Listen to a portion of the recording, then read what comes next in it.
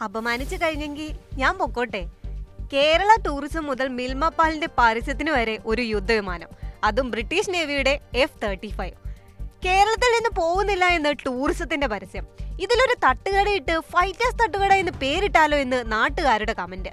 ആഴക്കടലിലെ സൈനികാഭ്യാസത്തിനിടെ ഇന്ധനക്കുറവുണ്ടായതിനെ തുടർന്ന് തിരുവനന്തപുരത്ത് ഇറങ്ങേണ്ടി വന്നു എന്നതിന്റെ പേരിൽ എന്തൊക്കെ കേൾക്കേണ്ടി വന്നു.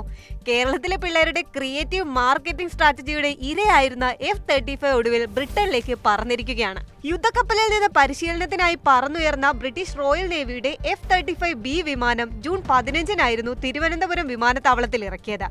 കപ്പലിൽ നിന്ന് തന്നെ സാങ്കേതിക വിദഗ്ധരെ എത്തിച്ച് കേടുപാടുകൾ തീർത്ത് പെട്ടെന്ന് മടങ്ങാനായിരുന്നു തീരുമാനമെങ്കിലും മടക്കയാത്ര വൈകി.